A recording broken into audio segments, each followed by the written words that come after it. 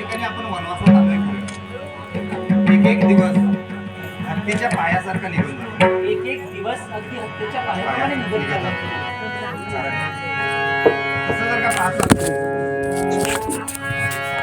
तर वनवासामध्ये असताना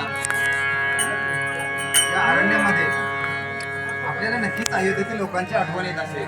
आणि प्रभू आणि माईक या दंडकारण्यात आणि आपल्या पर्णिकुटीत ज्यावेळी आपण अयोध्येचा त्याग केला आणि प्रभू या सौमित्राची एकच एक इच्छा आहे की माईक आणि प्रभूंचं बापरे संरक्षण करणं, पहिलं त्यांची सेवा करावी. किती सुंदर या इच्छेने स्वामी स्वामी पाहिलं का?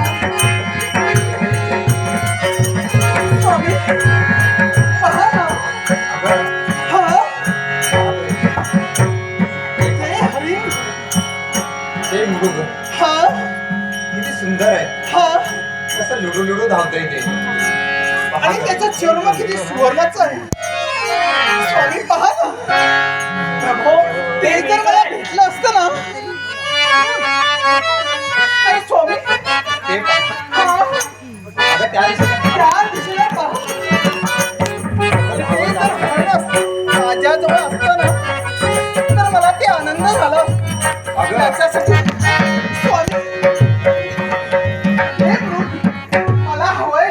काय हा ते मग तुला हवाय. आणि माझी इच्छा आहे आणि त्या सुवर्णाची तुमची जर माझ्या अंगावर मी परिधान केली असती तर मला त्याहूनही आनंद झाला असता.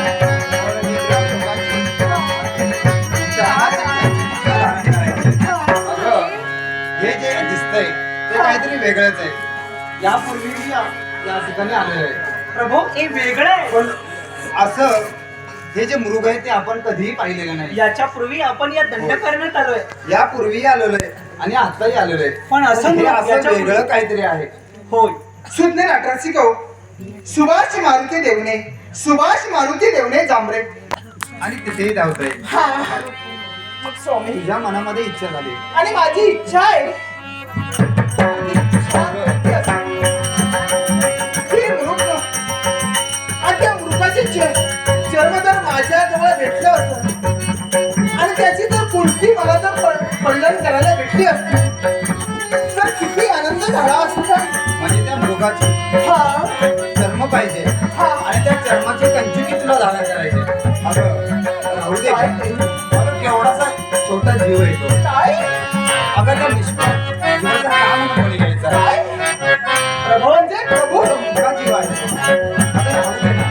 काय प्रभू म्हणजे यावेळी माझी इच्छा पूर्ण होणार नाही.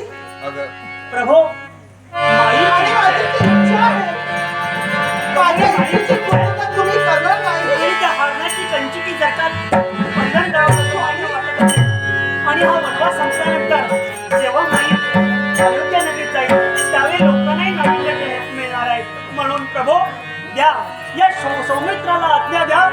क्षणाच्या निमिषात त्या हरणाचा वेध घेईन आणि त्याची कंचुकी घेऊन येईन. द्या आज्ञा द्या प्रभू. अहो धीर भावोजी राहू दे तुमचं भाऊ बरं का. प्रभू काय कारण स्वामी माझ्या पत्नीची इच्छा झालेली आहे होय आणि पत्नीची इच्छा पूर्ण करणं हे एका पतीचं कर्तव्य आहे. अगदी बरोबर आहे प्रभू. कारण तिच्या मनामध्ये इच्छा निर्माण झालेली आहे आणि तिची इच्छा मी पूर्ण करेन.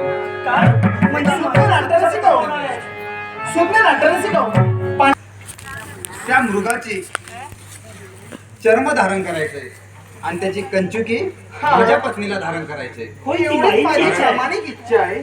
माझ्या पत्नीची इच्छा मीच पूर्ण करायला पाहिजे. काय प्रभू माईंची इच्छा तुम्ही पूर्ण करणार आहात. कारण काय पत्नीची इच्छा पूर्ण करणं हे का पतीचं कर्तव्यच नाही तर त्याला धर्मप्राप्त देखील आहे. म्हणून माझ्या पत्नीची इच्छा पूर्ण करण्यासाठी काय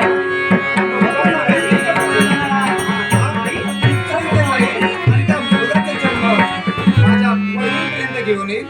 त्याच वेळी माझ्या वैदिकची इच्छा पूर्ण होईल. मग या ठिकाणी वैदेही तुझी जर काही इच्छा असेल त्या मृगाचा चर्म तुला पाहिजे असेल तर या ठिकाणी निघालो आणि ते चर्म तुझ्यापर्यंत घेऊन यावेळी येईल. माझी इच्छा परिपूर्ण होईल. प्रभू